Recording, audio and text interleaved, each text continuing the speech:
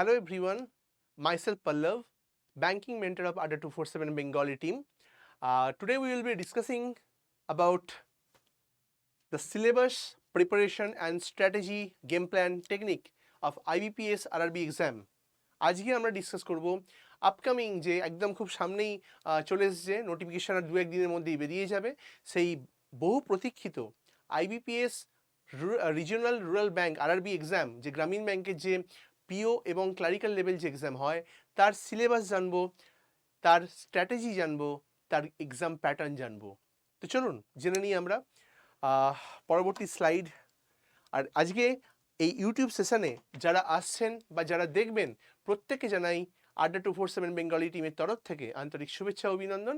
তো চলুন আমরা দেখে নিই আজকের ক্লাসেসের সেকেন্ড স্লাইড। দেখুন, strategic planning of IBPS RRB exam লেখাই রয়েছে। আমরা সকলেই জানি যে কোনো যুদ্ধে জয়লাভ করতে গেলে যেটা প্রথম দরকার হয় সেটা হচ্ছে গেম প্ল্যান, মানে রণনীতি, যুদ্ধনীতি। তো আমাদের সেই মানে বহু প্রতীক্ষিত, যেখানে যে এক্সামের জন্য প্রায় ল্যাক্স অফ ইউথস, বেকার যুবক যুবতীরা যে পরীক্ষার জন্য বসে রয়েছে এতদিন, সেই পরীক্ষার নোটিফিকেশান আর কিছুদিনের মধ্যেই চলে আসবে। তো তার জন্য আমরা আজকে জেনে নেব সিলেবাস কী মানে রয়েছে, এক্সাম প্যাটার্ন কি রয়েছে এবং তার গেম প্ল্যান কি হতে পারে বা কি হওয়া উচিত। তো চলুন next slide. IBPS RRB exam, গ্রামীণ ব্যাংকের যে এক্সাম, এটা বেসিক্যালি দুটো স্টেজ অথবা তিনটে স্টেজের রয়েছে। ব্যাংকিংয়ের যে পিও মানে আরআরবি পিও যে অফিসার লেভেলের এক্সাম, সেটা তিনটে পার্টে রয়েছে। কি না, প্রিলিমিনারি, মেন এবং ইন্টারভিউ। এবং ক্লারিক্যাল লেভেলের ক্ষেত্রে দুটো ধাপ রয়েছে, প্রিলিমিনারি এবং মেন। ঠিক আছে? তো আরআরবি এক্সামের যে প্রিলিমিনারি পরীক্ষা, তার আপনারা দেখতেই পাচ্ছেন প্রিলিমিনারির প্যাটার্ন কি রয়েছে না, রিজনিংয়ের ক্ষেত্রে এবং কোয়ান্টিটেটিভ অ্যাপটিটিউডের ক্ষেত্রে কি রয়েছে একটু আপনারা স্ক্রিনে দেখতেই পাচ্ছেন। দেখুন এখানে কি হচ্ছে, আইবিপিএস পিও, আমি বারবার বলছি আইবিপিএস পিও এবং ক্লার্ক এবং আইবিপিএস আরআরবি পিও ক্লার্ক দুটো কিন্তু ডিফারেন্ট এক্সাম। আইবিপিএস পিও ক্লার্কের মাধ্যমে আপনারা ন্যাশনালাইজড ব্যাংক, যেগুলো রাষ্ট্রায়ত্ত, PNB, Canada, bank of Baroda, এইসব ব্যাংকে আপনি চান্স পাবেন। ঠিক আছে? আরআরবি এক্সাম মানে হচ্ছে রিজিওনাল রুরাল ব্যাংক, যেমন হচ্ছে বঙ্গীয় গ্রামীণ বিকাশ ব্যাংক। ওকে, তো এই ধরনের যে গ্রামীণ ব্যাংকগুলো, সেই ব্যাংকে আপনি সুযোগ পাবেন অফিসার অথবা ক্লারিক্যালের ক্ষেত্রে। তার পরীক্ষার জন্য আপনারা দেখতেই পাচ্ছেন প্যাটার্ন, মাত্র দুখানা সেকশন নিয়ে আপনার প্রিলিমিনারি পরীক্ষা হচ্ছে, রিজনিং এবং রিজনিং এবং কোয়ান্টিটেটিভ অ্যাপটিটিউড সেকশন, মানে অঙ্ক, ম্যাথ। তার জন্য 45 মিনিট আপনার জন্য অ্যালটেড রয়েছে, 45 মিনিটস কম্পোজিট। এইটার মানে হচ্ছে কম্পোজিট টাইম অফ 45 মিনিটস, মানে হচ্ছে যে আপনাকে কোনো সেকশনাল টাইমিং দেওয়া নেই, যেটা আইবিপিএস পিও ক্লারিক্যালের প্রিলিমসের ক্ষেত্রে রয়েছে, যে সেখানে আপনাকে তিনটে সেকশন থাকে আইবিপিএস পিও ক্লার্কে প্রিলিমসের ক্ষেত্রে, রিজনিং, কোয়ান্ট এবং ইংলিশ। সেখানে আপনাকে 20 মিনিট করে সেকশনাল টাইমিং দেওয়া থাকে। কিন্তু এখানে মানে গ্রামীণ ব্যাংকের যে প্রিলিমিনারি পরীক্ষাগুলো হবে, বোথ পিও অ্যান্ড ক্লার্ক, সেখানে কিন্তু এরকম কোনো সেকশনাল টাইমিং দেওয়া নেই। এটার পার্থক্য কি? যখন আপনাকে সেকশনাল টাইমিং দেওয়া থাকবে, যে আপনার ম্যাথের জন্য 20 মিনিটস, রিজনিংয়ের জন্য 20 মিনিটস, ইংলিশের জন্য 20 মিনিটস, তখন আপনাকে ওই সেকশনটা ওই সময়ই অ্যাটেন্ড করতে হবে। মানে আপনি অন্য সেকশনে জাম্প করতে পারবেন না, মুভ করতে পারবেন না। আর কম্পোজিট টাইম মানে হচ্ছে যে আপনি একটা সেকশন থেকে আরেকটা সেকশনে মুভ করতে পারবেন। মানে আপনি ধরুন রিজনিং করছেন, টোটাল 45 মিনিট আপনার সময় আছে, সেখানে বেঁধে দেয়নি যে কোন সেকশনে কতটা টাইমিং। তো সেক্ষেত্রে আপনি রিজনিংয়ে হয়তো প্রথম 10 মিনিটে অনেক 15 থেকে 20টা কোশ্চেন অ্যাটেন্ড করে ফেললেন, দিয়ে মনে হচ্ছে যে আমি একটু এবারে অঙ্ক করব, ম্যাথ করব, দিয়ে আপনি আবার ম্যাথ সেকশনে মুভ করলেন, করে সেখানে 10 মিনিটে হয়তো 20টা কোশ্চেন অ্যাটেন্ড করলেন। এবার আবার মনে হচ্ছে যে আমি একটু রিজনিংয়ের একটু মডারেট লেভেল কোশ্চেনগুলো অ্যাটেন্ড করি, দেন আপনি রিজনিং সেকশনে, মানে ব্যাপারটা বুঝতে পারছেন যে একটা সেকশন থেকে আমি একটা সেকশনে মুভ করতে পারছি। সেইটা হচ্ছে কম্পোজিট টাইম। মানে আপনাকে টোটাল 45 মিনিট সময় দেওয়া রয়েছে, যার মধ্যে আপনি কোন সেকশনে কি মুভ করবেন সেটা অ্যাজ পার ইউর চয়েস। সেটা একটা benefit as per my opinion. কারণ যেখানে সেকশনাল টাইমিং দেওয়া থাকে সেখানে আপনি চাইলেও অন্য সেকশনে মুভ করতে পারবেন না, কিন্তু এখানে আপনি 45 মিনিটে 80খানা কোয়েশ্চেন আপনাকে সলভ করতে হচ্ছে। তো আপনি আপনার কোনটা ইজি, কোনটা মডারেট, কোনটা ডিফিকাল্ট, সেটা বুঝে আপনি মুভ করতে পারছেন। যেমন আপনার মনে হলো যে আমি একটা ডিফিকাল্ট কোশ্চেনে স্টাক করে গেছি, কঠিন প্রশ্ন, সেই কঠিন প্রশ্নের স্টাক না করে গিয়ে সময় না নষ্ট করে আপনি সঙ্গে সঙ্গে অন্য একটা সেকশনে মুভ করে যেতে পারেন, ঠিক আছে? এই ফ্লেক্সিবিলিটি আপনাকে দিচ্ছে। তো গ্রামীণ ব্যাংকের অফিসার এবং ক্লারিক্যাল লেভেলের পরীক্ষার প্রিলিমসে দুটো মাত্র সেকশন নিয়ে আপনাকে ভাবতে হচ্ছে, রিজনিং এবং ম্যাথ। 40টা করে কোশ্চেন থাকছে, 80 নম্বর থাকছে এবং 45 মিনিট। নেক্সট আমরা দেখে নিই মেন পরীক্ষার জন্য কি রকম প্যাটার্ন থাকছে। দেখুন, দেখেই নিতে পারছেন আপনারা। আইবিপিএস, আরআরবি, পিও এবং ক্লার্ক মেন এক্সামের একই এক্সাম প্যাটার্ন, যেখানে আপনাকে 5টা সেকশন কিন্তু আপনাকে কভার করছে। কি কি? Reasoning ability, quantitative aptitude, general awareness, English or Hindi এবং কম্পিউটার নলেজ। 5খানা সেকশন আপনাকে কভার করতে হচ্ছে, যেখানে দেখুন রিজনিং সেকশনে 40টা কোশ্চেন থাকবে এবং 50 নম্বর থাকবে, মানে ওয়েটেজ 1.25 মার্কস। ম্যাথের ক্ষেত্রে মানে কোয়ান্টিটেটিভ অ্যাপটিটিউডের ক্ষেত্রেও সেম, 40টা কোয়েশ্চেন 50 মার্কস। জেনারেল অ্যাওয়ারনেসে 40টা কোয়েশ্চেন 40টা মার্কস, ইংলিশে 40টা কোয়েশ্চেন 40টা মার্কস এবং কম্পিউটার নলেজ 40টা কোয়েশ্চেন 20টা মার্কস, মানে 0.5 করে পার কোয়েশ্চেন। এখানে একটা জিনিস আমি ডিসকাস করে দিই, সেটা হচ্ছে কি, অনেকে এটা একটা দ্বিধার মধ্যে পড়ে যায় যে হোয়াট ইজ কম্পিউটার অ্যাপটিটিউড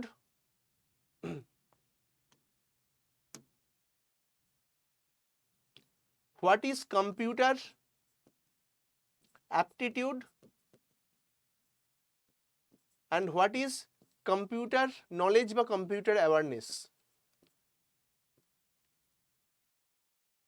দেখুন, কম্পিউটার অ্যাপটিটিউড যেটা কিনা আইবিপিএস, ক্লারিক্যাল এবং পিওর মেন পরীক্ষাতে আছে, যেটা রিজনিং সেকশনের সাথে মার্জ করা থাকে, রিজনিং প্লাস কম্পিউটার অ্যাপটিটিউড। আর আরআরবি পরীক্ষার মেন পরীক্ষাতে যেটা থাকে সেটা হচ্ছে কম্পিউটার নলেজ, সেটা একটা আলাদা ডিফারেন্ট সেকশন। তাহলে what is the difference between computer aptitude and computer awareness? Aptitude মানে হচ্ছে কম্পিউটারের কনসেপ্টকে মাথায় রেখে কিছু রিজনিং টাইপের কোয়েশ্চেন, যেমন data flow diagram, algorithm, binary coding, hexadecimal coding, এই ধরনের কোয়েশ্চেন টাইপ। কম্পিউটার অ্যাওয়ারনেস মানে হচ্ছে কম্পিউটার যে বেসিক্স নলেজগুলো, হার্ডওয়্যার, সফটওয়্যার, র্যাম, রম, রাইট? দেন যেটা হচ্ছে যে কম্পিউটারের যে সমস্ত নেটওয়ার্কস, ওকে, ভাইরাস, অ্যান্টিভাইরাস, ম্যালওয়্যার, এই সবগুলো কোয়েশ্চেনগুলো হচ্ছে কম্পিউটার অ্যাওয়ারনেস, ঠিক আছে? তো এই 5টা সেকশন নিয়ে হচ্ছে আপনার টোটাল এক্সাম প্যাটার্ন। এবারে এখানে দেওয়া রয়েছে কম্পোজিট টাইম অফ 120 মিনিটস, মানে আপনাকে দিয়ে দিচ্ছে ভগবানকে ভরসে আপকে ভরসে 120 মিনিট আপনাকে দিয়ে দিচ্ছে। আপনি 120 মিনিটকে কিভাবে ইউটিলাইজ করবেন সেটা সম্পূর্ণ আপনার ব্যক্তিগত অভিরুচি, ওকে? তো আমি যেটা একটা ঠিক করেছি, ছক বেঁধেছি যে কিভাবে আপনি 120 মিনিটে এই এতগুলো কোয়েশ্চেন্স অ্যাটেন্ড করতে পারবেন। দেখুন, লজিকটা আমার বুঝে নেবেন, আপনি সেটাকে এবারে নিজের মতো করে ইউটিলাইজ করতে পারেন। 120 মিনিট আপনার কাছে আছে। এবারে রিজনিং অ্যাবিলিটি এবং ম্যাথে 40টা কোয়েশ্চেন থাকছে, এবং ম্যাথ রিজনিং সেকশনটা এমনই যেখানে একটু টাইম টেকিং, একটু ভেবেচিন্তে করার ব্যাপার, অ্যাকিউরেসির ব্যাপার থাকে। সেক্ষেত্রে আপনি 30 মিনিট করে আপনি দুটো সেকশনে দিন, 30 মিনিটস, 30 মিনিট করে দিন আপনি, 30 মিনিটস। তাহলে এখানে আমরা 1 ঘন্টাতে রিজনিং ম্যাথ সেকশনটা আমার ক্লিয়ার হলো। এবারে চলে আসুন জেনারেল অ্যাওয়ারনেসে। জেনারেল অ্যাওয়ারনেসে 40টা কোশ্চেন অ্যাটেম্পটের জন্য 15 মিনিট থেকে 20 minute sufficient, more than sufficient. তো এইখানে 15 থেকে 20 মিনিট টাইম দিন। আমি মানছি জেনারেল অ্যাওয়ারনেস সেকশনটা তো অবশ্যই একটা ইম্পর্ট্যান্ট চ্যাপ্টার, একটা ইম্পর্ট্যান্ট সেকশন, যেখানে স্কোর করা খুব তাড়াতাড়ি, কম সময়ের মধ্যে খুব তাড়াতাড়ি হয়ে যায় স্কোর করা, ঠিক আছে? অ্যাকিউরেসি মেনেই আপনি 15 থেকে 20 মিনিট সময় এই জেনারেল অ্যাওয়ারনেস সেকশনে দিন। এবারে চলে আসুন ইংলিশে। ইংলিশটা যেহেতু একটু কনসেপচুয়াল ব্যাপার, একটু পড়তে হবে, বুঝতে হবে, তার জন্য 25 মিনিট সময় দিন এখানে। আর কম্পিউটার নলেজের ক্ষেত্রে 15 মিনিট মোর দ্যান সাফিসিয়েন্ট, 15 থেকে 20 মিনিট। এইভাবে যদি আপনি চলেন তাহলে দেখুন মানে টোটাল 120 মিনিট যেটা, সেটা কিন্তু আপনার অনেক ক্ষেত্রেই হচ্ছে। বুঝতে পারলেন? 120 মিনিটকে আমি এইভাবে ডিভাইড করতে পারি, ঠিক আছে? চলুন এটা আপনারা লিখে নিতে পারেন বা দেখে নিতে পারেন। ওকে, আচ্ছা এবারে আমরা নেক্সট স্লাইডে যাব। নেক্সট স্লাইড হচ্ছে যে আমার what is the syllabus. Syllabus কি কি কি আমাকে পড়তে হবে। যেহেতু আরআরবি, এখানে একটা কথা বলে রাখি যে এখানে ম্যাক্সিমাম ক্যান্ডিডেটস আছে যারা ব্যাংকিং প্রিপারেশন নেয় বা যে কোনো গভর্নমেন্ট জব কম্পিটিটিভ এক্সামের প্রিপারেশন নেয়, তারা কি করে যে আগে আমরা প্রিলিমিনারির জন্য খাটবো, প্রিপারেশন নেবো, দেন আমরা মেন পরীক্ষার জন্য প্রিপারেশন নেবো। এটা হচ্ছে সবচেয়ে বড় একটা ভুল। কারণ আপনি প্রিলিমিনারির জন্য পরীক্ষার জন্য প্রিপারেশন নিচ্ছেন, হয়তো প্রিলিমিনারি ক্লিয়ার হলো কি হলো না, হয়তো হলো। মেন পরীক্ষাটা হচ্ছে একটা ডিফারেন্ট একটা জোন, ডিফারেন্ট একটা অ্যারিনা, যেখানে আপনাকে অনেকটা ভাস্ট সিলেবাস কভার করতে হয়, অনেক রকম টাইপের কোশ্চেন্স ডিফিকাল্টি ফেস করতে হয়। জেনারেল অ্যাওয়ারনেস তো কয়েক মাসের আপনাকে পড়তে হয়, মেমোরাইজ করতে হয়। সেখানে প্রিলিমিনারি পরীক্ষাতে আপনি ক্লিয়ার হলেন কি হলেন না সেটা জানার পর থেকে আপনি 15 দিন সময় পাবেন, 10 থেকে 15 দিন মেন পরীক্ষায় বসার জন্য। তাহলে এই 10 থেকে 15 দিন কি সাফিসিয়েন্ট আপনার প্রিপারেশনের জন্য? Answer is no. তাহলে কি করতে হবে আমাকে? ফ্রম ডে ওয়ান আমাকে মেন পরীক্ষার জন্য প্রিপারেশন নিতে হবে। মেন পরীক্ষার জন্য প্রিপারেশন নেওয়ার জন্য আমাকে এখন থেকেই একটা স্ট্র্যাটেজি বা গেম প্ল্যান বানিয়ে নিতে হবে। কীরকম? ফার্স্ট আমাকে জানতে হবে সিলেবাস কি রয়েছে। সিলেবাস আপনি দেখে নিতে পাচ্ছেন।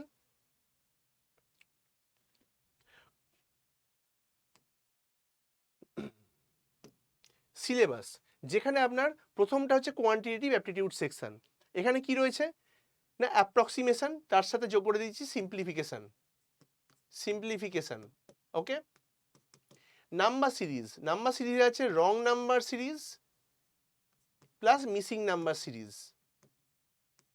ইনইকুয়ালিটিতে রয়েছে quadratic equation plus Q1 Q2 মানে quantity 1 quantity 2 type question. Arithmetic মানে হচ্ছে মিসলেনিয়াস চ্যাপ্টারগুলো, মানে যার মধ্যে রয়েছে age, average, percentage, simple interest, compound interest, time, speed, distance, boat stream, time and work, mensuration, মানে যাবতীয় মিসলেনিয়াস চ্যাপ্টার। নেক্সট চলে আসছে ডেটা ইন্টারপ্রিটেশন, ডিআই। এখানে অনেক রকমের ডিআই হয়, বার গ্রাফ হয়, পাই চার্ট হয়, লাইন গ্রাফ হয়, র্যাডার গ্রাফ হয়, কেসলেট হয়, মিসিং ডিআই হয়, তো ডিফারেন্ট টাইপস অফ ডিআই। তো এই গেল আমার কোয়ান্টিটিভ অ্যাপটিটিউড সেকশন। ঠিক আছে, জেনারেল অ্যাওয়ারনেস সেকশনটা খুবই ভাস্ট একটা সেকশন, যেটার কোনো সিলেবাস নেই, তাও প্রিভিয়াস ইয়ার্সের কোয়েশ্চেন্স দেখে একটা দেখা গেছে যে এই জায়গা থেকে কোয়েশ্চেন্স দিচ্ছে। ওকে, যেখানে রয়েছে আপনার কারেন্ট অ্যাফেয়ার্সের এবার আমরা কত মাসের পড়বো, কত দিন আগেকার পড়বো। কারেন্ট অ্যাফেয়ার্সের জন্য বলবো এটাই যে 2015-16-17তে 3-4 মাসের প্রিভিয়াস মান্থসের পড়লে হয়ে যেত। এখনকার দিনে কিন্তু সেই জিনিসটা, সেই স্ট্র্যাটেজি চলবে না। যত দিন যাচ্ছে কম্পিটিশন বাড়ছে, ভ্যাকান্সি কমছে, তত বেশি আরও কমপ্লেক্স হয়ে যাচ্ছে কোয়েশ্চেন প্যাটার্ন। তার জন্য আপনাদেরকে কি করতে হবে, লাস্ট 6 থেকে 8 মান্থস, 6 থেকে 8 মাস আপনাকে থরলি পড়ে যেতে হবে।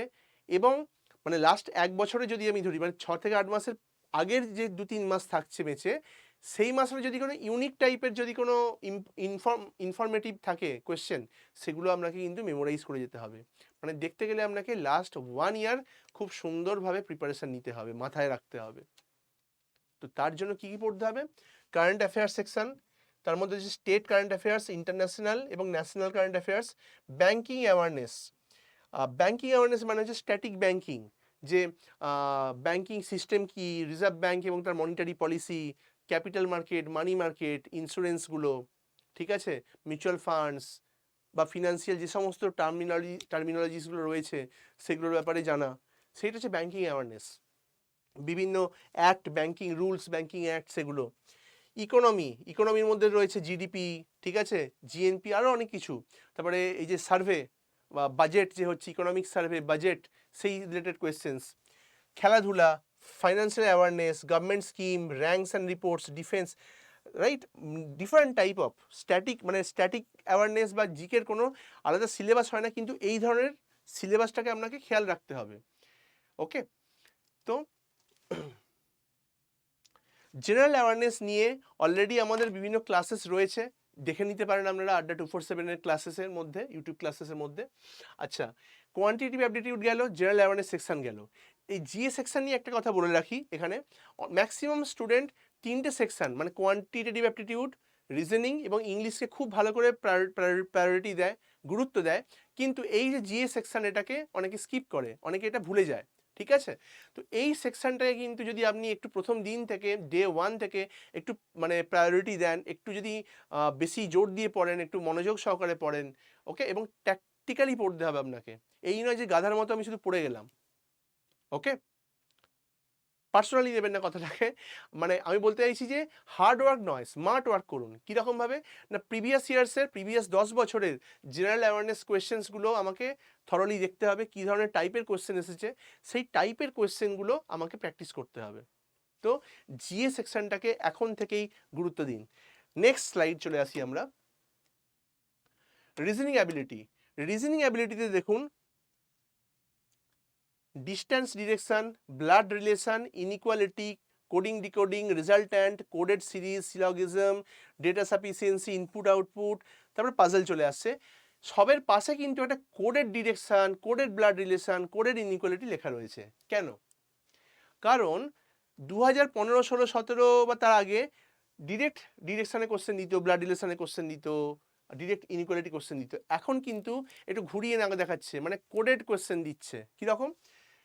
যেমন $P মানে বলে দিচ্ছে P is 30 metre south of Q, P 20 metre 30 metre দক্ষিণে আছে কিউয়ের, ঠিক আছে?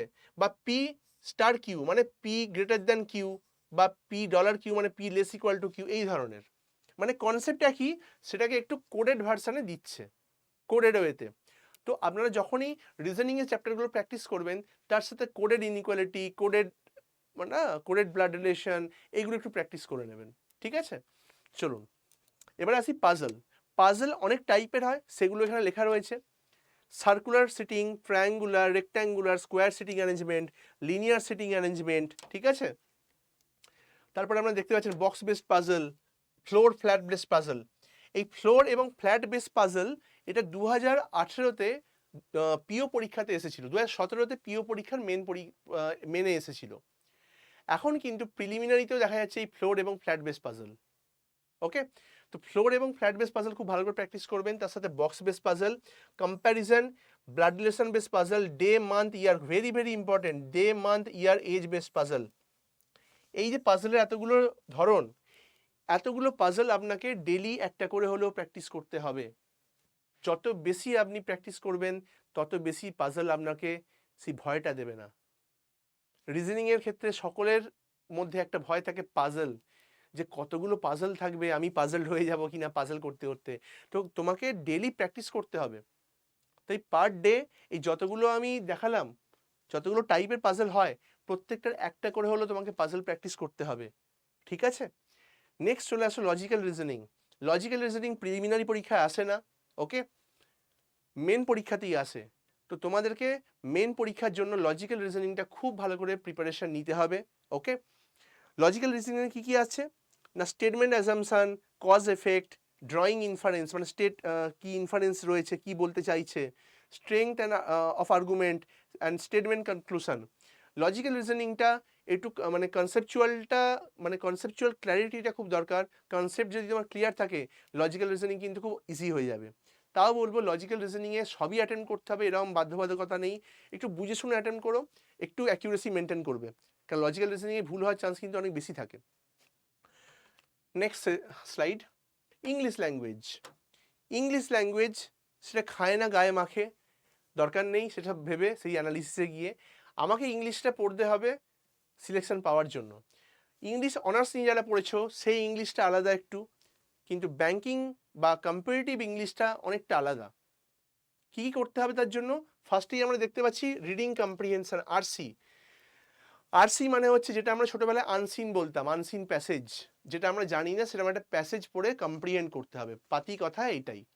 রিডিং কম্প্রিহেনশন অনেকের কাছে একটা আতঙ্কের বিষয়, কারণ কি জানো, কারণ রিডিং কম্প্রিহেনশন একটা বড় প্যাসেজ থাকে, তো পড়তে অনেকটা সময় লাগে, তাতে 5 মিনিট 7 মিনিট এমনিই চলে যায়, ঠিক আছে? তো সেটাকে আমরা কীভাবে সলভ করব? ডেলি রেগুলারলি আমি 2টো করে রিডিং কম্প্রিহেনশন প্যাসেজ আমাকে পড়তে হবে। যত বেশি আমি বাড়িতে রিডিং হ্যাবিট এখন থেকে বাড়াবো, তত তাড়াতাড়ি সেটা একটা মানে অনেকটা ইউজ টু হয়ে যাবে, প্র্যাকটিসড হয়ে যাবে। রিডিং কম্প্রিহেনশন দেখে তখন ভয় পাবে না আর, ঠিক আছে? যেটা ভয় আছে সেই ভয়টাকে জয় করতে হবে। ডর সে মত ডরো ইয়ার, ডর কে আগে জিত হ্যায়। তো আজ থেকে প্রত্যেক যারা অ্যাসপাইরেন্টস রয়েছো, প্রত্যেকে একটা কথাই বলবো যে ডেলি 2টো করে আরসি প্র্যাকটিস করো। নিউজ পেপার রিডিং রোজ দরকার নেই, কিন্তু ডেলি 2টো করে অন্তত নিউজ পেপারে সে প্যাসেজ হতে পারে, ঠিক আছে, এডিটোরিয়াল হতে পারে, তোমাকে পড়তে হবে অন্তত ডেলি। সেটা দ্য হিন্দু হতে পারে, টেলিগ্রাফ হতে পারে, বা টাইমস অফ ইন্ডিয়া হতে পারে। ওকে, বাট এই যে নিউজ পেপার রিডিং বা এই যে ডেলি প্যাসেজ রিডিং, এটাকে কিন্তু একটা হ্যাবিট বানিয়ে ফেলে, make it a habit. Next চলে আসছে গ্রামাটিক্যাল পোর্শন। গ্রামাটিক্যাল পোর্শনে রয়েছে অনেক কিছু, phrase rearrangement, word swap, error correction, double filler, triple filler, connector, match the column, everyone. তো ব্যাংকিং ইংলিশে 2টো পার্ট রয়েছে, একটা হচ্ছে আরসি রিডিং কম্প্রিহেনশন, আর একটা হচ্ছে গ্রামাটিক্যাল পোর্শন। তো গ্রামাটিক্যাল পোর্শনগুলো ভালো করে শিখতে হবে। ছোটোবেলায় কি পড়েছেন, এখন আরেকটু সেগুলো ঘুষে মেজে নিন, প্র্যাকটিস করে নিন। তাহলে দুটো বেনিফিট হচ্ছে কি, যখন আপনার প্রিলিমিনারি দিন বা মেন পরীক্ষা দিন ইংলিশ সেকশনটাতে, প্রথমে আপনাকে কি দেখতে হবে না, রিডিং কম্প্রিহেনশনটা কি ইজি টাইপের। যদি ইজি টাইপ না থাকে তাহলে রিডিং কম্প্রিহেনশন প্রথমে অ্যাটেন্ড করবেন না। প্রথমে আপনি কি করবেন, grammatical portion, error correction, connector, fillers, এগুলো অ্যাটেন্ড করুন। তাতে একটু মার্কস গেন হয়ে গেল, আপনার কনফিডেন্স বাড়লো। দেন আপনি আরসি নিয়ে শুরু করুন। কারণ আরসিতে কি হয়, অনেক সময় টাইম চলে যায়, অথচ আপনি দেখলেন অনেক ইজি কোশ্চেন আপনি অ্যাটেন্ড করতে পারলেন না। তাই প্রথমে ইজি কোশ্চেন অ্যাটেন্ড করুন, তারপরে মডারেট, তারপর ডিফিকাল্ট। ওকে, নেক্সট সেশন। এবারে আমরা জানবো, এতক্ষণ আমরা সিলেবাস জানছিলাম কিছুটা, এবারে আমরা জানবো যে প্রিপারেশন টেকনিক কীরকম হওয়া উচিত। প্রিপারেশন টেকনিকের প্রথমেই কি রয়েছে না, start early, be a early bird.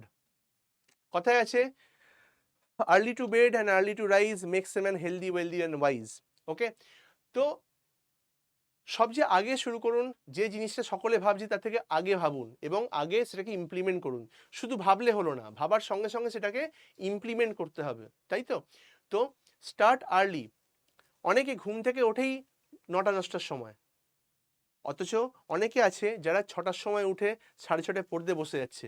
মানে যাদের যখন দিন শুরু হচ্ছে 10টার সময়, তখন অলরেডি অন্য একজনের সেখানে 2টো ক্লাস পড়া হয়ে গেছে, অলরেডি অনেকটা পড়া হয়ে গেছে। তো স্টার্ট আর্লি। অনেকে আছে রাত্রিবেলা একটু বেশি রাত অবধি মানে চ্যাটিং, তারপরে হোয়াটসঅ্যাপ, ফেসবুক করে টাইম স্পেন্ড করে দেয়, রাইট? তাদেরকে বলবো একটু আগে ঘুমিয়ে পড়ো, কারণ বেশি রাত্রি অবধি জাগা স্বাস্থ্যের পক্ষেও যেমন ভালো নয়, ঠিক তেমনি একটু আগে তুমি যদি ঘুমিয়ে পড়ো, দেন ভোরবেলা তুমি উঠতে পারবে, ভোরবেলা না হলেও সকালে আর্লি মর্নিংয়ে তুমি উঠতে পারবে, উঠে একটা ফ্রেশ মাইন্ড নিয়ে পড়তে পারবে। ওকে, তো অনেকে আছে যে অনেক রাত্রি অবধি পড়ার অভ্যাস আছে, পড়ো, নো ডাউট, কিন্তু রাত্রির ঘুমটাও যেমন ইম্পর্টেন্ট, তেমনি সকালে ঘুম থেকে ওঠাটাও খুব ইম্পর্টেন্ট। ওকে, অনেকটা ফ্রেশ লাগে, সেই ফ্রেশ এনার্জি নিয়ে পড়লে তুমি আরও বেশি করে মেমোরাইজ করতে পারবে। তো স্টার্ট আর্লি। স্টার্ট আর্লির আরও একটা মিনিং হয় যে অনেক স্টুডেন্ট আছে, অনেক অ্যাসপিরেন্টস আছে যে কবে নোটিফিকেশান দেবে তবে আমি পড়াশোনা শুরু করব, কবে আমার প্রিলিমিনারি ক্লিয়ার হবে তবে আমি মেন পরীক্ষার জন্য প্রিপারেশন শুরু করব। ব্যাপারটা কিন্তু তা নয়। ব্যাপারটা হচ্ছে এটাই যে তোমার নোটিফিকেশান আসুক বা না আসুক, তোমাকে এখন থেকেই প্রিপারেশন নিতে হবে মেন পরীক্ষার জন্য, বোথ প্রিলিমস অ্যান্ড মেন্স। ঠিক আছে, তো কোনো কিছুর জন্য বসে থেকো না, আভি শুরু করনা হ্যাঁ, আভি শুরু করনা হ্যাঁ। Next, quality study material. অবশ্যই নেটে, ইন্টারনেটে তুমি অনেক কিছু স্টাডি মেটেরিয়াল পাবে, সব পড়লে তোমার মাথা খিচুড়ি পাকিয়ে যাবে। তাই প্রিভিয়াস ইয়ার্সের কোয়েশ্চেন দেখো, এবং এখনকার কী কী স্টাডি মেটেরিয়াল প্রিমিয়াম কোয়ালিটি কোন কোন জায়গা থেকে তুমি পাচ্ছ সেগুলো কালেক্ট করো। এবং I am privilege to announce that আড্ডা 247 বেঙ্গলি ইজ প্রোভাইডিং ইউ মানে one of the best, the best বলবো না, one of the best premium quality material, study materials, through ebooks, through e-videos, through handmade hand notes, through 5 books subject wise, through mock test. তো আড্ডা 247 বেঙ্গলিতে পড়াচ্ছি বলেই মানে এই নয় যে আমি তা প্রমোট করছি, যেটা ভালো সেটা প্রমোট করব। আড্ডা 247 বেঙ্গলির যে মেটেরিয়ালগুলো ডেফিনেটলি প্রিমিয়াম কোয়ালিটি, এবং প্রিভিয়াস ইয়ার্সের question book plus mock test is very one of the best. পাশাপাশি আরও ভালো ভালো বিভিন্ন সাইট আছে, যেমন অ্যাফেয়ার্স ক্লাউড বলে একটা সাইট আছে, সেইখান থেকে তুমি প্র্যাকটিস করতে পারো, খুব প্রিমিয়াম কোয়ালিটি মেটেরিয়ালস পাবে। ওকে, তো অ্যাফেয়ার্স ক্লাউড, আড্ডা 247 বেঙ্গলি, এই দুটো সাইট থেকে যদি প্রিপারেশন নাও, definitely it can help you to reach your goal. Next চলে আসি আমি, প্র্যাকটিস রেগুলারলি। অনেকে আছে অনলাইন ক্লাস করলো, ইউটিউব ক্লাস করলো, সারাদিন ক্লাস করে যাচ্ছে, অথচ কি হচ্ছে না, প্র্যাকটিস করছে না বাড়িতে। ফ্রেন্ডস, প্র্যাকটিস না করলে তুমি পারফেক্ট হবে কি করে? কথায় আছে more practice makes a man perfect, but আমি বলবো more and more practice makes a man permanent. তাই যদি প্র্যাকটিস করো, যত বেশি প্র্যাকটিস করবে তত তোমার স্পিড বাড়বে, তত অ্যাকিউরেসি কারেকশনটা হবে, তত বেশি তুমি এক্সপিরিয়েন্সড হবে ব্যাপারটা, সিস্টেমটার উপরে। তাই প্রত্যেকে আজ থেকে বেশি করে প্র্যাকটিস, রিভাইজ করো। Next, focus on conceptual clarity. Conceptual ক্ল্যারিটিতে একটা জিনিস বলবো, আমরা এতক্ষণ ধরে স্পিড এবং অ্যাকিউরেসির কথা বলে আসছি বারবার ধরে, কিন্তু তার আগে একটা জিনিস হচ্ছে, সেটা হচ্ছে কনসেপচুয়াল ক্ল্যারিটি। এটা কি জিনিস না, যে সাবজেক্টটা পড়ছো, যে চ্যাপ্টারটা পড়ছো, তার যে বেসিক কনসেপ্ট, সেটা একদম ডিপলি ক্ল্যারিটি, সেটাকে খুব ভালো করে বোঝা। তুমি গাড়ি চালাতে চাইছো, তুমি একদম 5th গিয়ারে চালিয়ে দেবে কি? প্রথমে তো ফার্স্ট, সেকেন্ড, থার্ড, ফোর্থ এইভাবেই চালাতে হয়। এবারে বাইক চালানোর বেসিক জিনিস তুমি যদি না জানো, তুমি চালাতে পারবে কি? পারবে না। তাই প্রথমে আমার কি মোটো হওয়া উচিত? Conceptual clarity. আমার কনসেপ্ট ক্লিয়ার করতে হবে, দেন আসবো আমি স্পিডে, তারপরে আসবো আমি অ্যাকিউরেসিতে। ওকে, তো focus on conceptual clarity. Next হচ্ছে practice with previous years papers. Previous ইয়ার্সে ধরো একটা সিচুয়েশন এরকম এলো যে যেখানে কোনো ইনস্টিটিউট নেই আমাদের ওয়েস্ট বেঙ্গলে, কোনো ইনস্টিটিউট নেই, আড্ডা 247 নেই, বা আরও যেসব ইনস্টিটিউট রয়েছে কেউ নেই, তোমাকে সিলেকশন পেতে হবে। তাহলে কি করতে হবে না, প্রিভিয়াস ইয়ার্সের কোশ্চেন তোমাকে গাইড করবে যে কী ধরনের কোশ্চেন এসেছে, কী ধরনের কোয়েশ্চেন্স আমাকে আরও প্র্যাকটিস করতে হবে। Practice with previous years papers, বাড়িতে বসবে, লাস্ট 10 বছরের কী কী প্রিভিয়াস ইয়ার্সের কোয়েশ্চেনের ট্রেন্ড, সেটা একটু ফলো করলে বুঝে ফেলতে পারবে। একদিন টাইম দাও, গোটা দিন তুমি অনেকটা বুঝে যেতে পারবে। 2 দিন টাইম দাও, আরও ভালো করে বুঝতে পারবে। 3 দিনের দিন থেকে প্র্যাকটিস করা শুরু করো। তো প্রিভিয়াস ইয়ার্সের question is very much important, সেগুলোকে অ্যানালিসিস করা। রিভাইজ রেগুলারলি, যেটা আমি বলেছি, রিভিশন ইজ দ্য কি। তুমি যাই পড়ো না কেন, সেটাকে যদি বারবার পড়ো, তোমার সেই জিনিসটা মাথায় বসে যাবে। কারণ লাস্ট 1 বছরের general awareness is not a matter of joke. অনেক ইনফরমেশন তোমার মাথায় রাখতে হবে, তার জন্য revision is a key. Daily revision, weekly revision এবং monthly revision, right? Next, stay motivated. Motivation আমরা সকলেই জানি, এবং ইউটিউবের হাজার লাখের উপর মোটিভেশনাল ভিডিও রয়েছে। দ্যাটস অল আর external videos, external motivation that lasts for few minutes. 2 ধরনের মোটিভেশন হয়, একটা হচ্ছে এক্সটার্নাল মোটিভেশন, যেটা আমরা বাইরে থেকে পাচ্ছি, আর একটা হচ্ছে ইন্টারনাল মোটিভেশন, যেটা ভিতর থেকে আসছে। বাইরে থেকে কী ধরনের মোটিভেশন পাই? আমরা কোনো আত্মীয় বাড়িতে গেলাম, বিয়ে বাড়িতে গেলাম, অনুষ্ঠান বাড়িতে গেলাম, সেখানে দেখলাম যে পাড়ার কোনো কাকিমা জেঠিমা বলছে, বা আত্মীয় স্বজন বলছে, দেখ ওই দাদাটা কি সুন্দর একটা চাকরি পেয়ে গেছে, ওই দিদিটা কি একটা প্রাইভেট জব পেয়ে গেছে ভালো এমএনসিতে, তুই কি করছিস? সেই দেখে তোমার একদম রক্ত গরম হয়ে গেল, তুমি এসে একদম ভেবে ফেলে যে আমাকে ক্র্যাক করেই ছাড়তে হবে। বাট সেটা লাস্ট ফর ফিউ ডেজ, কিছু দিনের জন্য থাকবে। কিন্তু যেটা ভিতর থেকে আসছে, তোমায় কেন পেতে হবে সেটাকে আজকে ফিল করো, যে কেন আমাকে ব্যাংকিং সেক্টরে পেতে হবে, বা কেন আমাকে গভর্নমেন্ট জব পেতে হবে, কেন আমাকে সফল হতে হবে। সেইটা যদি হোয়াইটা ক্লিয়ার হয়ে যায়, তোমাকে আর কোনো এক্সটার্নাল ফোর্সই লাগবে না। এক্সটার্নাল ফোর্স মানে হচ্ছে এক্সাইটমেন্ট, মানে আর উই গেটিং এক্সাইটেড। সেই এক্সাইটমেন্টটা কিন্তু ঠিকঠাক কাজ হয় না, এবং সেটা বেশি দিন স্থায়ীও হয় না। বাট যেটা আমার ভিতর থেকে আসছে, সেটা হচ্ছে এনথুজিয়াজম, সেটা আমাকে হেল্প করবে সফল হওয়ার ক্ষেত্রে। তাই এখন থেকেই বলবো যে বি এনথুসিয়াস্টিক এবং internally motivated house, B self motivated.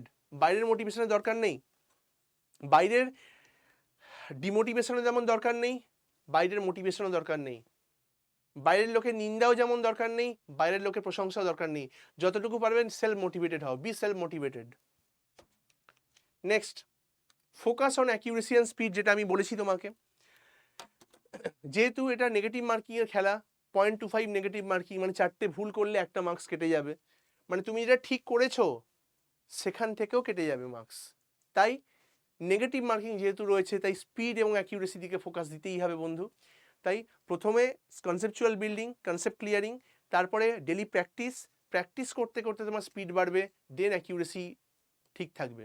Okay, time management is very important. আজকের সেশনটা যে চলছে ইউটিউবে, time management is very important প্রত্যেকটা মানুষের ক্ষেত্রে।